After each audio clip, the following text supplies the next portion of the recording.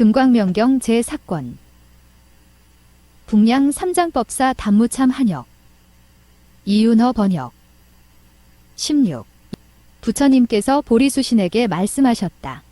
그때의 장자의 아들 유수, 듀수는 천자제광왕의 나라에서 여러 중생들의 한량없는 병환을 다스리어 그들의 몸이 보통 때같이 회복되어 모든 기쁨을 누리게 하였다. 그들은 병이 쾌차하게 되자 복된 사업을 많이 행하였으며 포시도 많이 하였고 장자의 아들을 존중히 여기고 공경하면서 이러한 말을 하였다. 장하십니다. 장자여, 복덕될 일을 많이 하였으며 중생들의 목숨을 한량없이 늘리었으니 당신은 참말로 위대한 의사이십니다. 중생들의 한량없는 중병을 다스리었으니 당신은 약과 방문을 잘 아시는 보살이십니다. 선여천하, 그때의 장자의 아들에게는 수공룡장이라는 아내가 있어서 두 아들을 낳았는데 하나는 수공이고 다른 하나는 수장이었다. 어느 때에 유수는 두 아들을 데리고 도시와 시골로 다니다가 나중에 어떤 물 없는 큰 늪에 이르렀다. 그런데 이상하게도 호랑이, 늑대, 여우개, 짐승 새들이 물고기를 실컷 먹고 모두 한쪽으로 달아나는 모습을 보았다. 그때의 유수는 이 짐승들이 무엇 때문에 한쪽으로 달아날까? 내가 꼭 가서 보리라라고 생각하고 따라갔었다. 큰 늪이 있는데 물은 거의 말랐고 못 안에는 고기들이 많이 있었다. 유수가 이 고기를 보고는 가엾은 생각을 내었다. 그때의 나무 귀신 수신이 몸을 반쯤 나타내고 이렇게 말하였다. 훌륭하다. 착한 남자여, 이 고기들이 매우 불쌍하니 그대는 물을 주어 살게 하라. 그러기에 그대의 이름을 듀수라 한 것이다. 또 두 가지 인연으로 유수라고 한 것이니 하나는 물을 흘려내리게 한다는 뜻이고 하나는 물을 준다는 뜻이다. 그대는 이제 꼭 이름대로 실제로 행하라. 이때의 장자의 아들 유수는 이 고기의 수효가 얼마냐고 나무신에게 물었다. 나무신은 고기의 수효는 꼭 10천이라고 답하였다. 그때의 유수는 그 엄청난 수효를 알고는 가엾은 마음이 더하였다. 선여천이여, 그때 이 커다란 빈 늪은 햇볕에 쪼여서 거의 다 말랐고 이 10,000마리 고기들은 죽을 수밖에 다른 도리가 없었다. 사방으로 몰려다니던 고기들은 이 유수 장자를 보고 행여나 믿는 마음을 내어서 장자의 가는 곳을 따라서 쳐다보며 잠깐도 눈을 딴 데로 돌리지 않았다. 그때의 유수 장자는 사방으로 다니면서 물을 찾아보았으나 물을 찾아낼 수가 없었다. 한 곳에 큰 나무가 있는 것을 보고 올라가서 가지를 많이 꺾어가지고 늪에 돌아와 그 가지와 잎사귀를 모두에 덮어서 서늘한 그늘을 만들어 주었다. 그리고는 다시 돌아다니면서 이 못물이 본래 어디서 왔던가 하고 두루 찾아보았으나 그 근원도 찾아낼 수가 없었다. 그러다가 빨리 달려 멀리 한 곳에 이르니 큰 강이 하나 있었다. 강 이름은 수생이었다. 그런데 그때에 어떤 나쁜 사람들이 이 고기들을 잡으려고 이 강 상류의 험악한 곳에서 물을 다른 데로 터놓아서 아래로는 내려가지 못하게 한 것이었다. 그러나 그 터놓은 자리가 너무 치달렸고 험악하여 막기가 어려웠고 그것을 막아 수리하려면 100,000사람이 90일 동안 작업을 하여도 마치기 어렵게 된 것이니 혼자로서는 어찌할 도리가 없었다. 그때의 유수 장자는 곧 발길을 돌려 임금 계신 곳에 가서 머리를 땅에 대어 예배하고 한쪽에 물러앉아 합장하고 임금께 향하여 그 사연을 아뢰었다. 나는 대왕의 나라 백성을 위하여 여러 곳에서 그들의 온갖 병을 치료하여 주노라고 여기저기 돌아다니다가 어떤 물 없는 늪에 이르렀습니다. 거기에는 큰 못이 있는데 물은 거의 말랐고 그 안에 있는 10,000의 고기들이 햇볕에 드러나 금방 죽게 될 고통에 처하게 되었습니다. 바라건대 대왕이시여, 큰 코끼리 20마리를 빌려주시면 제가 여러 병든 백성들의 목숨을 구원하듯이 물을 길어다가 죽게 된 고기를 살리겠나이다. 임금은 즉시 대신에게 명령하여 유수의 소원대로 빨리 공급하여 주라고 말하였다. 대신은 임금의 명을 받고 유수 장자에게 말하였다. 착한 보살이여, 당신이 코끼리 마구간에 가서 마음대로 골라 가지고 가서 중생들을 이롭게 하여 즐겁게 해주시오. 이때 유수장자는 두 아들과 함께 코끼리 20마리를 끌고 또 성을 쌓는 사람에게서 가죽 부대를 많이 빌려가지고 재빨리 그 강물을 터놓은 곳으로 갔다. 강물을 길어서 코끼리 등에 싣고 빨리 달려 물마른 못으로 가서 코끼리 등으로부터 물 부대를 내리어 못에 부으니 물은 예전처럼 못에 가득하였다. 그때의 유수장자는 못 언덕으로 거닐었다. 이 고기들도 또한 그를 따라서 못가로 몰려다니고 있었다. 장자는 다시 이렇게 생각하였다. 이 고기들이 어째서 나를 따라다닐까? 이 고기들은 필시 배가 고파서 다시 나에게서 먹을 것을 구하려고 하는 것이리니 내가 지금 주어야겠다. 선녀천이여, 유수장자는 아들에게 말하였다. 너는 기운센 코끼리 한 마리를 끌고 빨리 집에 가서 할아버지께 이 사실을 여쭙고 집에 있는 먹을 것이면 부모가 자시려던 것이나 처자나 하인들이 먹으려던 것이거나 간에 모두 모아서 코끼리에 싣고 빨리 돌아오너라. 두 아들은 아버지의 말씀대로 가장 큰 코끼리 한 마리를 끌고 집에 가서 할아버지께 이러한 사실을 여쭙고 집에 있는 먹을 것을 거두어 코끼리에 잔뜩 싣고 아버지 있는 못가로 빨리 돌아와 빈 못에 이르렀다. 그때의 유수장자는 아들이 돌아온 것을 보고 기뻐 날뛰면서 싣고 온 먹을 것을 죄다 못에 넣어 고기들에게 먹게 하였다. 그리고 이렇게 생각하였다. 내가 오늘은 이 고기들에게 먹을 것을 보시하여 배부르게 하였지만 오는 세상에는 마땅히 법식으로 보시하리라. 그리고 또 이런 일을 생각하였다. 지난날에 어느 고요한 곳에서 어떤 비구가 대승방등경을 읽는 것을 들으니 그 경 가운데 말하기를 어떤 중생이든지 임종할 때에 보승열의 부처님의 이름을 들으면 천상에 태어난다고 하였었다. 나도 이제 이 고기들을 위하여 묘하고 깊은 12년을 말하여 주고 또 보승열의 이름을 일러주리라. 그때 연부제에 두 가지 사람이 있었는데 하나는 대승방등경을 깊이 믿는 이고 또 하나는 비방만 하고 믿지 아니하는 이였다. 유수장자는 다음과 같이 생각하였다. 내가 지금 못 속에 들어가서 이 고기들을 위하여 깊고 미묘한 법문을 일러주리라. 그리고는 곧 물속에 들어가서 다음과 같이 일컬었다. 나무 과거 보승열의 등공 정변지 명행족 선서 세간의 무상사 조어장부 천인사 불세존. 보승열에는 지나간 세상에서 보살도를 닦을 적에 이러한 서원을 세운 일이 있었다. 어떤 중생이나 시방세계에서 목숨이 마치려 할 때에 내 이름을 듣는 이에게는 나는 반드시 이들로 하여금 목숨이 마친 뒤에 곧 33천에 태어나게 하겠다. 그때의 유수장자는 또다시 이 고기들을 위하여 깊고 묘한 법문을 일러주었다.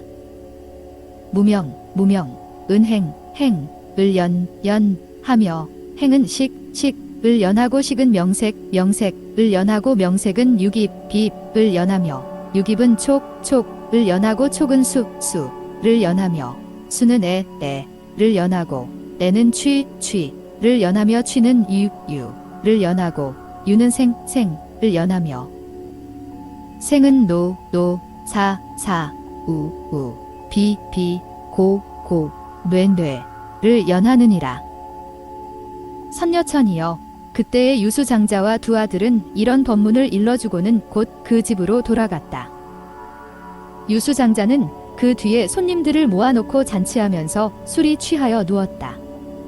그때의 땅이 갑자기 크게 진동하면서 10천 고기가 한꺼번에 죽어서 도리천에 태어났다.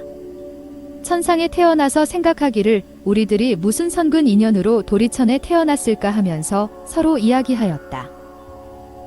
우리들이 지난날에 연부제에서 축생의 과보를 받아 물고기가 되었었는데 유수장자가 우리에게 물과 먹을 것을 주었고 다시 우리를 위하여 매우 깊은 12가지 인연을 말하여 주고 아울러 보승열애의 이름을 들려준 인연으로 우리들이 이 도리천에 태어나 천자가 된 것이다. 그러니까 우리는 지금 당장 유수장자 집으로 가서 은혜를 갚고 공양하여야 한다. 그때의 10천의 천자들은 곧 도리천으로부터 연부제에 내려와서 큰 의사 유수장자의 집에 이르렀다. 그때의 유수장자는 의 마루에서 누워 자고 있었다. 이 10천의 천자들은 10,000개의 진주와 묘한 하늘영락을 유수장자의 머리맡에 놓아두고 또 10,000개는 발치에 두고 또 10,000개는 오른 옆에 두고 또 10,000개는 왼 옆에 두고 작은 만다라꽃, 큰 만다라꽃을 뿌려서 무릎까지 쌓이게 하였고 여러 가지 천상의 풍류로 아름다운 소리를 내어 들려주었다. 그래서 연부제에서 잠자던 사람들은 모두 잠을 깨었다. 유수장자도 잠을 깨었다. 이 십천의 천자들은 허공 중에 날아다니면서 천자제광왕 나라에 간 데마다 아름다운 하늘 연꽃을 뿌렸고 이 모든 천자는 다시 본래 살던 빈못에 가서도 하늘 꽃비를 내리고는 도리천궁에 되올라가서 자유롭게 하늘의 5가지 용락을 뜻대로 즐기고 있었다. 그때의 연부제에서는 그 이튿날 천자제광왕이 여러 대신들에게 물었다. 어젯밤에 무슨 인연으로 그렇게 훌륭한 상서로운 일과 큰 광명이 있었던가? 대신들은 대답하였다. 대왕이시여, 도리천 천자들이 유수장자의 집에 내려와서 40천의 진주와 하늘 영락과 수없이 많은 만다라꽃을 뿌렸나이다. 왕은 대신에게 명령하였다. 유수장자의 집에 가서 좋은 말로 위로하고 그를 불러오너라. 대신은 장자의 집에 가서 임금의 명령을 전달하고 장자더러 대궐로 가자고 말하였다. 장자는 대신을 따라 대궐에 들어왔다. 임금은 어젯밤에 상서가 있었던 연유를 물었다. 유수는 이것은 아마 10천 고기들이 죽었을 것이라고 여쭈었다. 임금은 그러면 사람을 보내어서 그 사실을 조사하여 보라고 명령하였다. 유수는 그의 아들을 못 잊는데 보내어 고기들이 죽었는지 살아있는지 보고 오라고 일렀다. 그때에 그의 아들은 아버지의 말을 듣고 그 못에 가보았더니 못 안에는 만다라꽃이 가득히 쌓여 있었고 못 가운데 고기들은 모두 죽어 있었다. 그것을 보고는 곧 돌아와서 아버지에게 고기들이 모두 죽었더라고 말하였다. 유수장자는 그 사실을 듣고 다시 임금에게 가서 10천의 고기들이 모두 죽었다더라고 여쭈었다. 임금은 이 말을 듣고 매우 기뻐하였다. 세존께서는 도량에 있는 보리수신에게 이어서 말씀하셨다.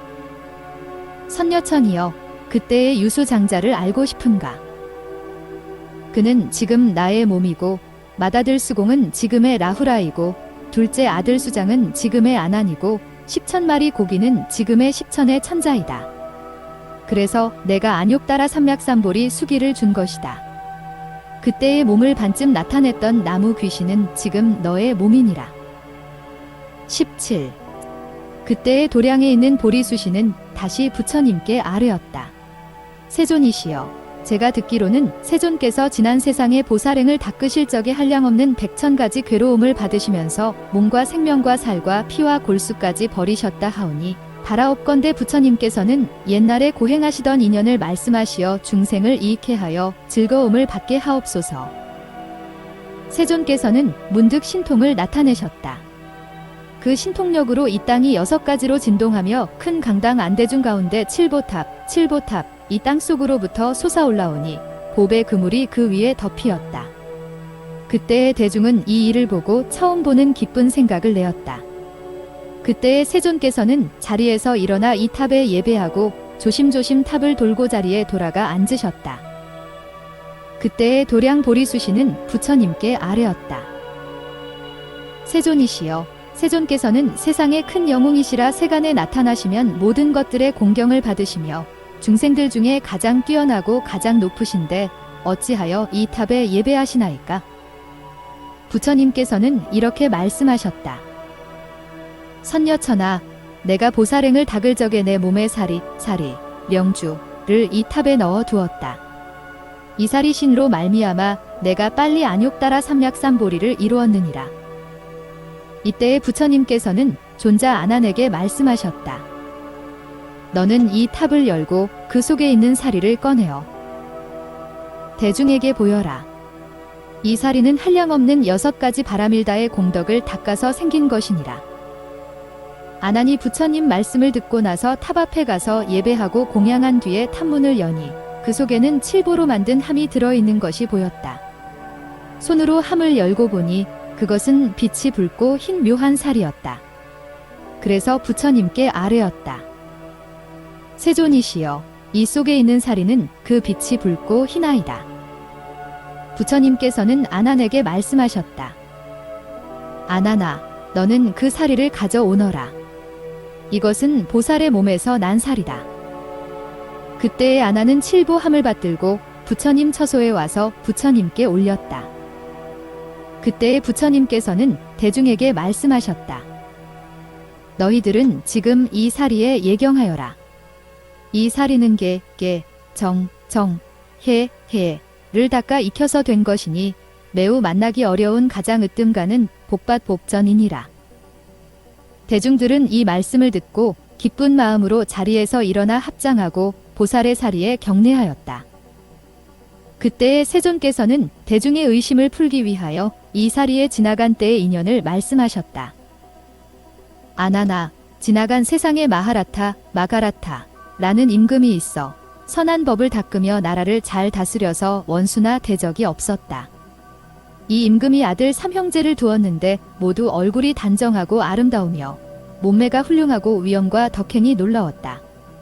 마태자는 이름이 마가파나라, 이고 둘째는 마가제파고 막내는 마가살타였느니라. 어느 날 이 세 왕자들은 동산을 논일면서 구경하다가 차츰차츰 큰 대숲 속에 이르러 쉬고 있었다. 마태자는 이렇게 말하였다. 오늘 내 마음이 대단히 무섭고 두렵다. 이 숲속에서 무슨 좋지 못한 일이 있을는지도 모르겠다. 둘째 왕자는 또 이런 말을 하였다. 나는 오늘 몸은 아끼지 않거니와 다만 사랑하는 이를 여일까봐 걱정된다. 막내 왕자는 또 이렇게 말하였다. 나는 오늘 홀로 아무런 공포도 걱정도 없다. 산속이 고요한 것은 신선들이 칭찬하는 것이니 이곳이 매우 조용하여 논이는 사람으로 하여금 편안하고 즐겁게 하는구나. 이때의 왕자들은 이런 이야기를 하고는 다시 앞으로 나아가다가 범 한 마리가 있는 것을 발견하였다. 이 범은 새끼를 낳은 지 1회가 되었는데 7마리 새끼들에게 둘러싸여 먹을 것을 먹지 못하여 지쳤고 몸이 야위어서 머자나 죽을 것 같았다. 마태자가 이 범을 보고 이렇게 말하였다. 이상도하다. 이 범은 새끼 낳은 지 1회가 지났는데 7마리 새끼에게 애워싸여 먹을 것도 구하지 못하고 있으니 이러다가 배가 몹시 고프면 반드시 저 새끼라도 잡아먹겠구나. 막내 왕자가 이렇게 물었다. 이 범은 평소에는 무엇을 먹습니까? 마지가 답하였다.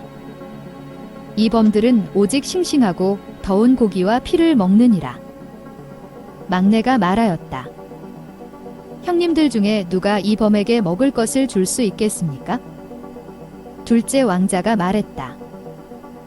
이 범이 오래 굶어서 기운을 차리지 못하고 몸이 야위고 피곤하여 쓰러져서 목숨이 얼마 남지 아니하였으니 다른 데 가서 먹을 것을 구할 겨를이 없겠다. 설사 구하더라도 그동안의 목숨을 부지하지 못할 터이니 누가 이 범을 위하여 몸과 목숨을 아끼지 아니할 것인가.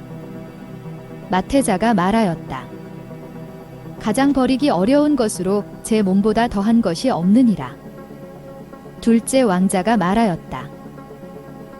우리들은 지금 탐욕 때문에 목숨을 아까워하는 탓으로 이런 데서 몸을 버리지 못하는 것이며 지혜가 적기 때문에 이런 일에 겁을 내지만 만일 보살들로서 남을 이익해 하며 자비한 마음으로 중생을 위하는 이면 이 몸을 버리는 것이 그리 어려울 것 없을 것이다. 세 왕자들은 걱정하는 마음으로 오래도록 눈을 딴 데로 옮기지 않고 이 범만을 바라보다가 이러한 말만을 남긴 채 떠나가고 말았다. 막내 왕자는 이렇게 생각하였다. 나는 이제 이 몸을 버릴 때가 돌아왔다. 왜냐하면 나는 오랜 옛적부터 수없이 이 몸이 죽어버렸지만 아무것도 한 일이 없었고 항상 애착하고 아껴 집에서 살게 하며 또 의복과 이부자리 약 코끼리 말 수레 같은 것을 공급하여 때를 따라 이바지하되 부족함이 없게 하였다. 그러나 은혜는 고사하고 도리어 원망하였으며 그러면서도 필경에는 죽고 마는 것이었다. 또 이 몸은 견고하지 못하여 이익될 것이 없고 밉기가 도둑과 같고 또 걸어다니는 변소와 같은 것이니 내가 오늘날 이 몸으로써 훌륭한 일을 하여서 나고 죽는 바다에서 큰 다리가 되게 하리라. 그리고 이 몸을 버리는 것은 곧 한량없는 등창이나 옴이나 100,000가지 무서운 질병을 떼어버리는 것과 같다. 이 몸에는 오직 똥고줌이 가득하며 이 몸은 견고하지 못하여 물 위에 뜬 거품 같으며 이 몸은 깨끗하지 못하여 벌레집이 많으며 이 몸은 나쁜 것이니 힘줄로 얽고 피로 발랐으며 가죽 살 뼈 골수로 부지하는 것이니 이렇게 관찰하면 근심거리요 실증이 난다. 그러므로 내가 이제 꼭 이 몸을 버려서 위 없이 고요한 열반을 구하고 근심 걱정과 덧없이 변천함을 영원히 여의고 나고 죽는 것을 쉬어버려 번뇌를 없애고 한량없는 선정, 과 지혜 공덕으로 미묘한 참된 모무법신을 구족히 성취하고 100가지 복으로 장엄하여 부처님들의 칭찬을 받으며 이와 같은 위없는 법신을 증득하여 모든 중생에게 한량없는 법의 즐거움을 주리라. 이때의 막내 왕자는 용맹한 결단으로 큰 원을 세웠으며 훌륭한 자비심으로써 마음을 닦았다. 그러나 두 형이 마음에 무서운 생각 낼 것을 염려하고 또는 자기의 하려는 짓을 억지로 말리면 이를 치르기 어려울 것을 생각하고 이렇게 말했다. 형님들은 어서 권속과 함께 처소로 돌아가십시오. 막내 왕자 마하살 타는 범 있는 대로 도로 가서 옷을 벗어 대나무 가지 위에 걸어놓고 이렇게 서원을 세웠다. 나는 이제 모든 중생을 이롭게 하려는 것이며 가장 훌륭한 위없는 도를 증득하려는 것이며 흔들리지 않는 대비심으로 버리기 어려운 것을 버리며 보리를 구하여 지혜 있는 이의 찬탄을 받으며 3계의 중생들을 제도하기 위하여 나고 죽는 무서움과 모든 번뇌를 끊으려 하노라. 왕자는 이렇게 서원하고 곧 몸을 던져 굶주린 범 앞에 누워 있었다. 그러나 왕자의 대자대비한 힘에 눌리어 범도 어찌하지 못하였다. 왕자는 또 이렇게 생각하였다. 이 범이 너무 야위고 기운이 없어서 내 몸의 피와 살을 먹지 못한다. 그리고는 즉시 일어나 두루 다니면서 칼을 찾았으나 얻지 못하였다. 그러자 마른 대가지로 목을 찔러 피를 내고 높은 산에 올라가서 범의 앞에 몸을 던졌다. 이때의 땅은 6가지로 진동하고 해는 빛이 없어져서 마치 마후라 다수라 왕이 손으로 해를 가리운 것 같았고 또 여러 가지 꽃과 향이 비오듯 하였다. 이때의 허공 중에 있는 하늘 사람들이 이것을 보고 한이 한 마음을 내어 전에 없던 일이라고 찬탄해 말하였다. 거룩하고 거룩하십니다. 보살이여, 당신은 지금 참으로 대자대비를 행하는 이유입니다. 중생을 위하여서 버리기 어려운 몸을 버리니 모든 수행하는 사람 중에 가장 용맹하십니다. 당신은 벌써 부처님들께서 찬탄하시는 항상 즐겁게 있을 곳을 얻었으니 오래지 않아서 번뇌가 없고 시끄럽지 않은 깨끗하고 시원한 열반을 증득하리이다. 범은 그때 피가 흘러서 왕자의 몸을 적시는 것을 보고 그제서야 피를 핥아먹고 또 살을 뜯어먹고서 뼈만 남기었다. 이때의 마태자는 땅이 진동함을 보고 둘째 왕자에게 이렇게 개송으로 말하였다.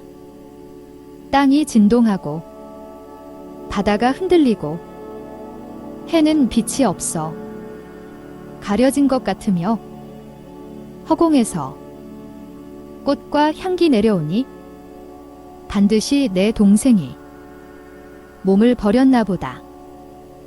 둘째 왕자도 또 개송으로 답했다.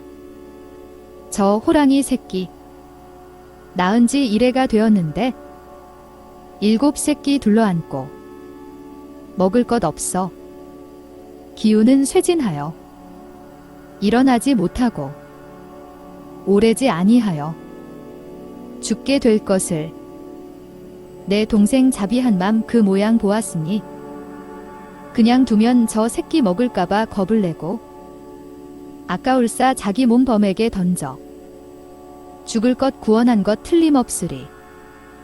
그때의 두 왕자는 크게 걱정하면서 눈물을 흘리며 탄식하였다. 얼굴이 헬쑥하여 서로 손을 잡고 범 있는 대로 가 보았다.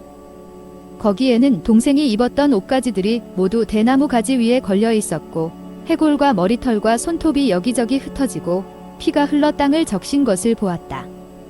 그것을 보고는 견딜 수 없어 기절하여 해골 위에 쓰러졌다. 얼마 뒤에 소생한 두 왕자는 일어나서 하늘을 부르며 통곡하였다. 우리 동생이 비록 나이는 어리나 재주가 남보다 뛰어나고 유달리 부모님이 사랑하던 터인데 이렇게 벼랑간에 몸을 버려 굶주린 범을 먹이었으니 우리가 이제 궁궐로 돌아간들 부모님이 물으시면 무어라 대답할 것인가. 나도 차라리 이곳에서 나란히 죽어서 이 뼈와 머리털들을 보지 아니하리라. 무슨 면목으로 죽은 동생을 내버리고 돌아가서 부모님과 처자권속과 친구들을 보겠는가. 이때의 두 왕자는 이렇게 통곡하고 한탄하다가 할 일 없이 떠나갔다. 막내 왕자가 데리고 있던 시종들은 제각기 여러 곳에 뿔뿔이 헤어졌다가 서로 만나 이렇게 말하였다. 우리 도련님은 지금 어디 계신가? 바로 이때 왕비는 졸다가 꿈을 꾸었는데 젖이 잘리어지고 어금니가 빠지고 비둘기 3마리 중에서 한 마리를 매가 잡아먹는 것을 보았다. 왕비는 꿈을 꾸다가 땅이 흔들리는 통에 놀라 깨었다. 마음으로 몹시 걱정하면서 개송으로 이렇게 말하였다. 오늘은 무슨 일로? 땅과 강물들이 모두 흔들리며 물건들이 덜덜 떨까? 해는 빛이 없어. 아수라가 가린 듯 내 마음 불안하고 눈시울 깜짝이네. 내 이제 듣고 본 여러 가지 조짐들은 반드시 재변일 테니 불길한 일 있을까 걱정되네. 이때의 왕비가 이 개송을 말하고 있는데 밖에 있던 하인들이 왕자의 소식을 듣고는 놀라서 황급히 내전으로 들어와 왕비에게 아뢰었다. 밖에서 듣기로는 모든 시종들이 막내 왕자님을 찾아 다녔으나 계신 곳을 알지 못하였다 하나이다. 왕비는 이 말을 듣고 크게 놀라 눈물을 글썽거리면서 임금에게 가서 이렇게 말하였다. 제가 아까 밖에서 전하는 말을 들으니 우리가 사랑하는 막내 왕자가 없어졌다 하나이다. 임금은 이 소식을 듣고 기절하였다. 정신을 차려 슬피 흐느끼다가 눈물을 씻으면서 말하였다. 오늘이 무슨 날인데 내가 사랑하는 아들을 잃었단 말인가? 그때의 부처님께서는 개송으로 다시금 이 뜻을 되풀이하여 말씀하셨다. 나는 지난 옛적 오랜 세월에 소중한 몸을 버려 보리를 구하였네. 임금도 되었었고 왕자도 되어서 버리기 어려운 이 몸 버려 보리를 구하였네. 생각하니 지난 옛적에 한 큰 나라가 있었는데 그 나라 임금 이름 마카라타였네. 이 왕에게 아들 있으니 보시하기 좋아해. 그 왕자 이름은 마카살타였네. 이 왕자에게 두 형 있으니 마디의 이름은 마하파나라 대파나라요. 둘째의 이름은 마하제바 대천현네. 삼형제가 손에 손을 잡고 빈 산속 놀러 갔다가 새끼 갓난 어미 범이 먹지 못해 굶주린 것 보았네. 이때의 훌륭한 보살 마하살타가 가엾은 마음 생겨서 맹세하기를 나는 지금 여기서 소중한 몸 버린다 하였네. 이 범이 혹여 그러다가 굶주림에 몹시 시달리면 제가 낳은 제 새끼를 할 수 없이 먹으리니 그 길로 높은 산에 올라가 몸을 던져 범 앞에 떨어져 새끼 범 7마리를 죽음에서 살려내었네. 이때의 땅덩이와 모든 산들이 다 흔들리어서 벌레와 짐승들이 모두 놀랐네. 호랑이와 사자들은 뿔뿔이 헤어져 달아나고 온 세상 캄캄하여 광명이 없었다네. 이때의 두 형님은 대나무 숲속에 있다가 마음이 근심과 번민을 품고 시름에 겨워 눈물마저 흘렸네.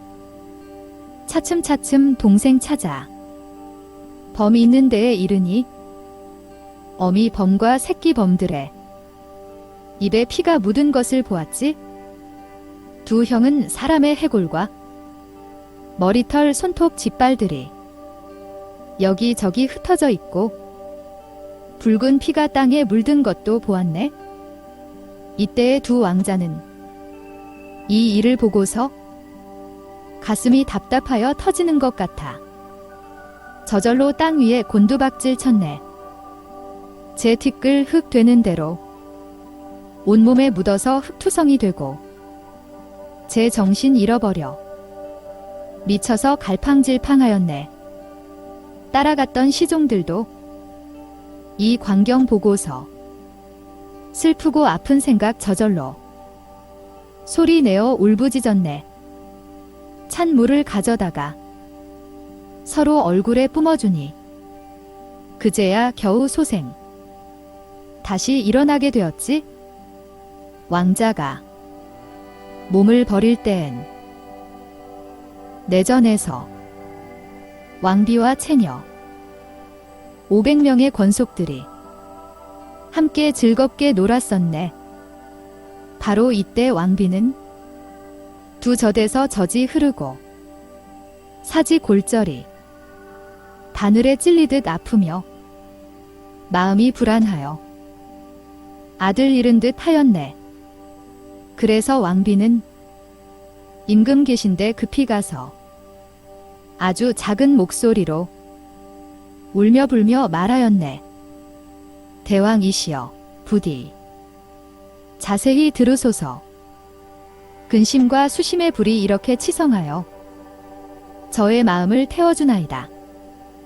저의 두 젖에서는 젖이 마구 나오며 온몸이 괴롭고 아픈 것이 바늘로 찌르는 듯하니 제가 본 여러 가지 상스럽지 못한 일이 아마도 다시는 사랑하는 아들 못 볼까 두렵나이다. 지금 저의 몸과 목숨 대왕님께 바치오니 바라옵건대 사람 빨리 보내시어 저의 아들 찾아 주사이다. 꿈의 비둘기 새끼 3마리가 저의 품에 안겼는데 그중 가장 적은 것이 저의 맘에 들더니만 난데없는 매가 와서 그 비둘기 빼앗아 갔소. 이런 꿈 꾸고 나니 근심 걱정 태산 같네. 나는 지금 수심에다 무서움 겹쳤으니 죽을까봐 걱정일세. 어서 빨리 사람 보내 내 아들 찾아 주사이다. 이때의 왕비는 이런 애원의 말하고 나서 그만 기절하더니만 땅바닥에 쓰러졌네. 임금은 이 말 듣고 사랑하는 아들을 다시 못 보게 되어 근심 걱정 한 없었네. 대신과 벼슬아치들 모두 다 모여와 왕의 좌우에서 울고불고 법석 치니 그 소리 천지를 진동하네. 그때의 도성 안이 여러 백성들은 이 소리 듣고 나서 모두 놀라 밖으로 뛰어나와 각각 서로 말하기를 가엾어라 우리 왕자 살아서 돌아왔나 죽어 영영 못 오시나 이렇듯 보살이신 우리 왕자님 언제나 부드러운 그 말씨 온 백성이 사랑터니 이제는 어디 가서 만나 뵈오리. 벌써부터 여러 사람 숲속을 헤매면서 왕자님을 찾는다니 오래자나 참 소식 듣겠지. 이때의 여러 사람들 어쩔 줄 몰라 야단타가 또다시 슬피 울고 부르짖으니 귀신도 감동하여 애통해 하였네. 그때의 대왕은 자리에서 일어나 왕비 얼굴에 물을 뿜으니 얼마 있다 그제야 되살아나네. 제 정신 다시 찾은 왕비가 아주 작은 목소리로 임금께 묻는 말이 여보, 내 아들 죽었소, 살았소? 그때의 왕비는 그 아들 생각 때문에 갑절이나 수심 걱정 더하여져 마음을 잠시도 놓지 못했네. 아깝다 나의 아들. 잘생긴 그 얼굴이 어쩌다 하루아침에 나를 버리고 벼랑간에 죽다니 어째서 박복한 이네 몸 먼저 죽지 못하고 이런 모든 고통과 흉한 꼴 보는 걸까? 내 아들의 고운 얼굴, 연꽃과도 같더니만 어느 누가 너를 앗아가서 모자 이별시켰는가? 이내 몸 옛날에 원수 아니었거늘 무슨 어변 두터워 지금 너를 죽였느냐? 나의 아들 얼굴 눈 보름달같이 깨끗했는데 하루아침 불의에 이런 참아 당했네. 차라리 이내 몸 부서져서 가루 될지언정 나의 아들 목숨은 죽게 하지 않을 것을 내가 꾼 꿈으로는 벌써 일은 당했으니 어찌 무정하게 이 고통 견딜 손가. 내가 꿈에 본 대로 이빨들이 빠지고 두 젖에서 한꺼번에 젖 흘렸으니 반드시 나의 아들 잃은 것이 분명하네. 꿈에 아는 비둘기 새끼 3마리에 한 마리를 빼앗겼으니 세 왕자 중에서 하나는 이를 나쁜 징조.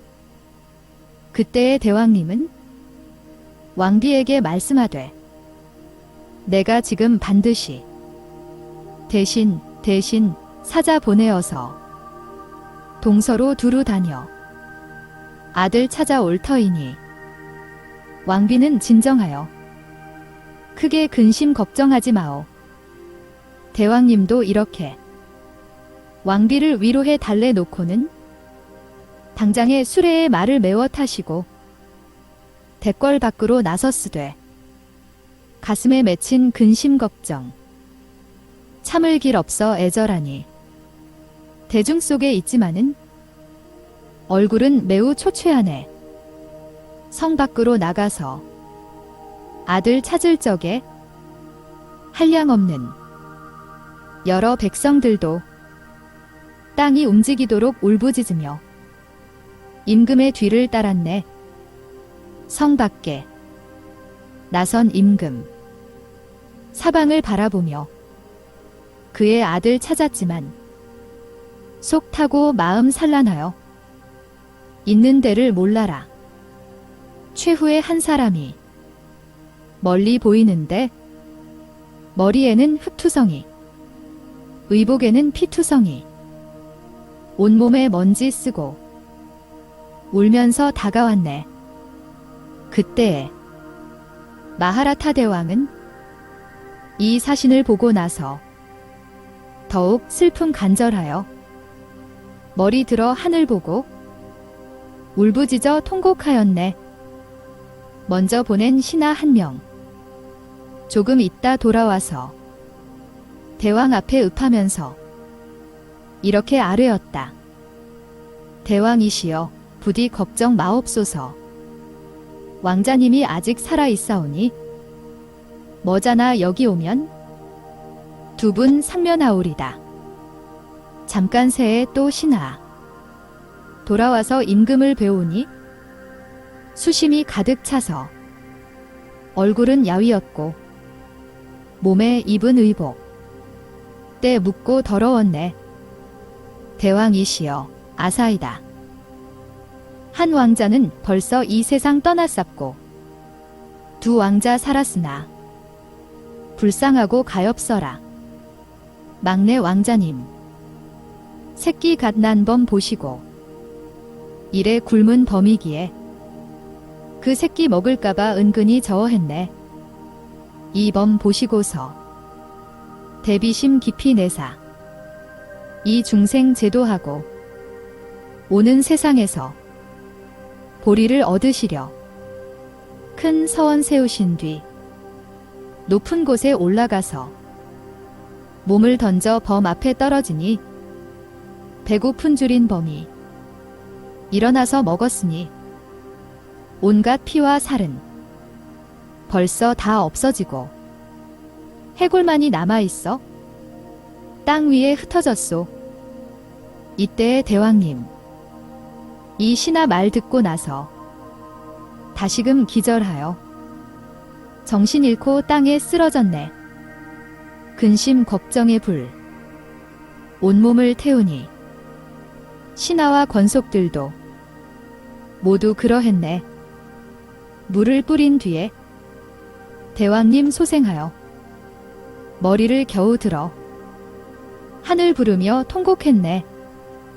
또 한 신하 오더니만 대왕께 여쭙기를 저 숲속에서 두 분 왕자 베었사온데 수심 근심 고통 속에 울며 불며 슬퍼하다. 그만 정신 잃은 채 땅 위에 쓰러졌나이다. 신이 즉시 물을 떠나 왕자 몸에 뿌렸더니 얼마 동안 지난 뒤에 겨우 도로 소생했나이다. 사방을 바라보니 큰 불이 이글이글 부축해서 일으켰으나 잇따라 다시 쓰러지더니만 머리 들고 슬퍼하며 하늘 부르며 통곡할제 죽은 왕자 아우님의 공덕을 찬탄하더이다. 이 말 들은 대왕은 사랑하던 왕자를 여의고서 가슴 답답하고 마음 아파 기력조차 고달파졌네. 애통하게 울던 임금 다시 생각하기를 제일 작은 막내 왕자는 내가 가장 사랑했는데 무상대귀가 벼랑간 잡아갔네. 나머지 두 왕자 지금 살아있지만 죽은 동생 때문에 근심불에 애가 타서 혹시나 죽지 않을는지 어서 나는 빨리 저 대숲 속에 가서 두 아들 태워가지고 대궐 안으로 급히 돌아가야 해. 제 어머니 뒤에 있어?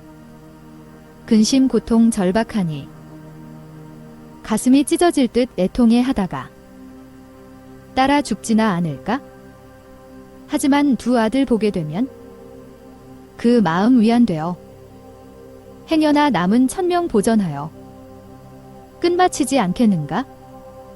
그때의 대왕은 훌륭한 코끼리를 타고 시종들 호위 속에 대숲 속으로 떠나 일행이 가던 중에 두 아들을 만났는데 죽은 동생 이름 부르면서 하늘 부르고 달을 동동 구르고 있으니 그때 왕은 앞에 가서 두 아들을 끌어안고 슬픔에 울며 불며 길을 따라 환궁하여 지체 않고 두 아들을 어미에게 보여줬네. 부처님께서는 보리수신에게 이런 말씀하시었다. 범에게 몸을 버린 마하살타 왕자는 지금 내 몸이니 이렇게 알아두라. 그때의 임금이던 마하라타 대왕은 지금의 나의 부왕이신 수두단이 그분이여. 그때의 왕비는 지금의 마야 그분이며 맏왕자는 지금의 미륵이요. 둘째 왕자는 지금의 조달이다. 그때의 어미 범은 지금의 구이 부인. 7마리 새끼 범은 지금의 5비구와 사리불 목걸련이네. 그때의 대왕 마하라타와 그의 왕비는 슬프게 울며 불면서 갖은 영락으로 치장한 옷을 말끔히 벗어버리고 모든 대중과 대숲 속에 가서 죽은 왕자의 사리를 주워 모아 그 자리에다 이 칠보탑을 세웠느니 그때의 왕자 마하살타는 몸을 버려 목숨을 마칠 적에 이런 서원을 세웠다. 원하건대 나의 살이는 오는 세상 헤아릴 수 없는 세월 동안 언제나 중생들을 위하여 모든 불사 지어지이다. 이 경을 말씀하실 적에 한량없는 아승기, 자승기, 모든 하늘과 인간들이 안욕 따라 삼약삼보리의 마음을 내었다. 보리수신이여, 이것이 칠보탑에 예배하는 옛날의 인연이니라. 이때의 부처님의 신통력으로 칠보탑은 없어지고 나타나지 아니하였다. 18.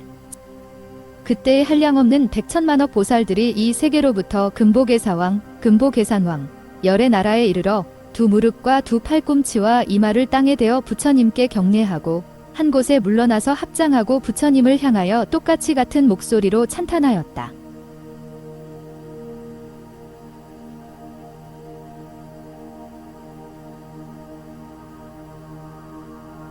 열애의 몸 황금빛으로서 미묘하시네. 그 광명 밝게 비추어 마치 금산황과 같네. 몸은 깨끗하사 보드랍고 매끄럽기 마치 금 연꽃처럼 한량없는 미묘한 상호로 스스로 장엄하시었네. 몸매 따라 고운 태도 빛나게 꾸미시니 깨끗하기 짝이 없어 마치 붉은 금산인 듯 원만하고 구족하고 티 없음은 마치 깨끗한 보름달과 같네. 그 음성 맑고 우렁참은 묘한 범천의 음성처럼 사자의 울부짖는 소리처럼 큰 천둥 소리처럼 6가지 깨끗하고 아름다운 소리는 가릉빈가 소리인 듯 공작새 소리인 듯 청정하고 티 없어 위엄과 덕을 모두 갖췄네. 백복의 모든 몸매로 몸을 장엄하시었네. 광명이 멀리 비춰 끝단데 없으시고 슬기롭고 고요하사 탐욕심이 없으시니 한량없는 이런 공덕 세존께서 이루셨네. 깊기는 바다처럼 높기는 수미산처럼 모든 중생 위하여 어여삐 여기는 맘 내시사 오는 세상 긴 세월에 기쁨을 널리 주시리. 열애께서 말씀하시는 묘한 법문은 그 뜻이 가장 깊어서 중생을 고요하고 편안하게 그들에게 한량없는 기쁨도 주시네.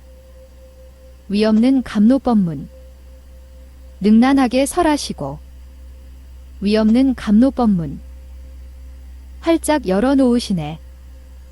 온갖 근심 없는 저 집 속에 드시어 중생들로 하여금 모두 해탈 얻게 하시며 삼계 중생들을 고통바다에서 제도하사 모든 근심 없는 바른 도에 머무르게 하시네. 열의 세존의 공덕 지혜와 대자대비의 힘 정진하시는 방편은 한량이 없고 헤아릴 수 없사오매 우리들은 말할 수도 없나이다. 모든 하늘과 세간 사람이 한량없는 것 동안에 생각을 다하여 헤아려도 알아낼 수 없사오며 열애께서 가지신 공덕과 지혜의 한량없이 큰 바다는 물 한 방울로 나누지 못하리. 내가 지금 열애의 공덕을 조금 찬탄했지만 백천억 분에서 1분도 말씀 못하였네. 만일 내 공덕을 모을 수 있다면 중생에게 회향하여 위없는 도를 증득하여지이다. 이때에 신상보살이 이 모임 가운데 있다가 자리에서 일어나 오른 어깨를 드러내고 오른 무릎을 땅에 대어 부처님을 향하여 합장하고 찬탄하였다. 세존의 백복 상호 미묘하고 아름다워. 천가지의 모든 공덕으로 그 몸 장엄하시었네. 빛깔이 깨끗하여 멀리 비추니 아무리 배워도 실증 안 나네. 천 개의 햇빛처럼 허공에 가득 찼어라. 광명이 맹렬하여 한량없고 가없으니 수많은 좋은 보배의 큰 덩어리처럼 밝은 빛이 5가지, 푸른 빛의 분홍, 빨강의 흰빛, 유리, 보배와 파리, 보배가 순금과 어울린 듯 광명이 이글이글 모든 산을 꿰뚫고 한량없는 부처님 세계에 남김없이 멀리 비추네. 모든 중생들의 한량없는 고통 없애주시고 또다시 중생에게 가장 좋은 기쁨 주시네. 모든 기관 청정하사 미묘하기 으뜸일세. 중생은 암만 배워도 싫은 생각 없나이다. 검붉은 머리 털 보드랍기는 공작새의 목과 같고 수많은 벌들이 연꽃에 엉겨붙은 듯 청정한 대비심과 공덕으로 장엄한 것, 한량없는 삼매와 또한 대자비, 이러한 공덕들이 모두 뭉쳐서 아름다운 상호로 그 몸 단장하시었네. 가지가지 공덕으로 보리도를 이루시어 열애의 실력으로 중생 조복받으시고 마음을 유순케 하여 기쁨 받게 하시네. 가지가지 깊고 묘한 공덕으로 장엄하시니 시방세계 부처님들 모두 찬탄하시네. 그 광명 멀리 모든 세계에 두루 비추니 마치 해와 달이 허공에 가득 찬 듯 많은 공덕 성취함은 수미산과 마찬가지. 시방세계 간 데마다 몸 나타내 보이시네. 이는 희고 고르고 빽빽해서 흰 눈과 같고 높은 덕은 밝은 해가 허공에 환히 비춘 듯 눈썹 사이의 흰 털은 오른쪽으로 돌아 굼실굼실 광명이 흘러나와 유리 굿을 같으시고 미묘한 그 빛은 해가 공중에 떠 있는 듯 그때의 도량에 있던 보리수신이 또 부처님을 찬탄하였다. 청정하신 부처님께 지심으로 귀의하나이다.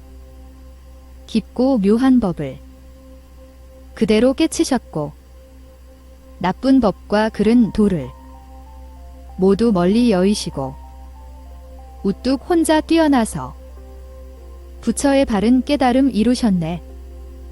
이유와 비유의 본성이 청정함을 아시었네. 드물고도 진기한 열의 공덕, 드물고도 진기한 열의 바다, 드물고도 진기한 수미산 갓삽고, 드물고도 진기한 가없는 부처님의 행, 드물고도 진기한 부처님의 세상 출현, 우담바라 고운 꽃이 어쩌다가 한 번 피듯 희유하신 열애, 자비심이 한량없는 석가모니는 사람 중에 태양일세 수없는 중생에게 이익을 주시고자 이러한 묘보경전 우리에게 말씀해 주시었네. 장하셔라 열애시여 모든 기관 고요하사 정멸한 큰 성 안에 다시 들어가 논이시네. 때 없고 깨끗한 깊고 깊은 삼매에서 부처님네 가시던 길로 이제 다시 드시었네.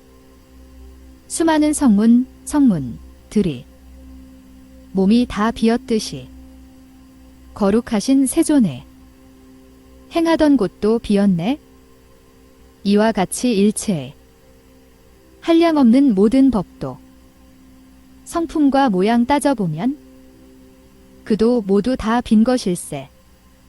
모든 중생들의 성품과 모양도 또한 비었건만 미치고 어리석은 마음 때문에 깨쳐 알지 못하네. 내가 항상 부처님을 생각함은 세존뵙기를 좋아하며 부처님 곁 안 떠나려고 서원을 언제나 세우노라. 내가 늘 땅에 꿇어앉아 합장하고 배옵는 건 마음으로 사모하는 부처님 배옵고저. 나는 언제나 가장 높은 대비행을 닦아 슬피 울고 눈물 흘림은 부처님 배옵고저. 내가 항상 목마른 듯 우러러봄은 부처님 배옵고저. 이 때문에 근심불이 맹렬히 성하오니 바라옵건대 세존께서는 불쌍히 여기시어 맑고 찬 법의 물로 이 불 꺼주사이다. 세존께서는 그지없는 자비하신 마음으로 이 몸이 언제든지 부처님 뵙게 해주소서. 세존께서는 어느 때나 온갖 천상긴간들을 보호하심에 이런 까닭에 저도 지금 목마르게 우러러 뵙고자 하나이다. 성문들의 몸은 마치 허공과 같고 아지랑이와 메아리 같으며 물속의 달과 같네. 중생의 성품은 꿈에 본 물건 같지만 열애께서 행하신 곳 깨끗하기 유리보배 같네. 위없는 감로법에 부처님께서 드시었으니 모든 중생들에게 한량없는 기쁨 주오리다. 열애께서 행하던 곳 미묘하고 매우 깊어 온갖 중생들은 누구도 알 이 없네. 5가지 신통 얻은 신선과 모든 성문들과 모든 연각들도 또한 아무도 모른다네. 부처님의 행하던 곳 나는 의심 안 싸우니 원하거니와 자비하신 마음으로 부처님 몸 제 앞에 나타내사이다. 그때의 세존께서 삼회에서 일어나사 미묘한 목소리로 찬탄의 말씀을 하시었다. 좋고 좋구나. 보리수신 선녀야. 나는 지금 통쾌하게 이 말을 하노라. 온갖 중생들이 누구나 이 법문을 얻어 들으면 모두 다 단 이슬 같은 나고 죽지 않는 법문에 들어가리라. 19. 그때의 석가모니 부처님께서 삼매에서 일어나 큰 신통력을 나타내시어 오른손으로 여러 보살들의 정수리를 만지시고 여러 천황과 용왕 28부 산지귀신 대장군들에게 이렇게 말씀하셨다.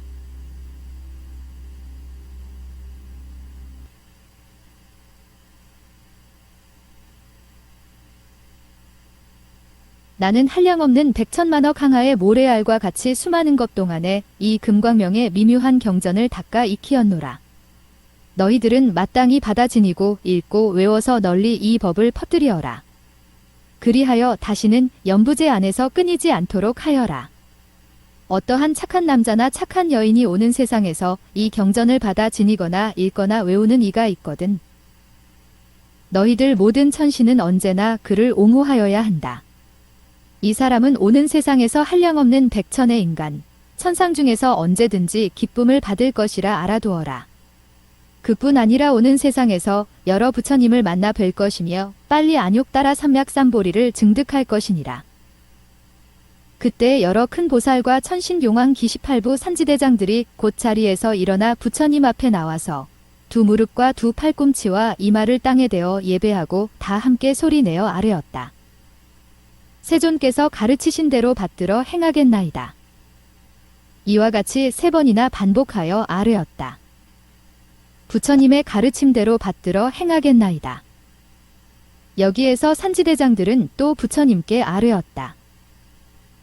부처님의 가르침대로 만일 오는 세상에서 이 경을 받아 지니거나 또는 스스로 제 손으로 쓰거나 남을 시켜 쓰는 이가 있으면 우리들은 이 28부 귀신들과 함께 언제든지 이 사람을 따라다니며 모시고 옹호하되 우리들의 몸은 숨겨서 보이지 않게 하겠나이다. 그리고 이 경을 말씀하는 법사로 하여금 여러 가지 나쁜 재앙은 모조리 소멸하고 안락함을 얻게 하겠나이다. 원하옵거니와 부처님께서는 아무 염려 마시옵소서. 그때에 석가모니 부처님께서 큰 신통력을 나타내시어 시방 한량없는 세계에서 6가지 진동이 일어났다. 이때의 모든 부처님들은 크게 기뻐하셨다. 부처님께서는 이 경을 부촉 하시기 위하여 법 지니는 이를 찬탄하시고 한량없는 신통력을 나타내셨다.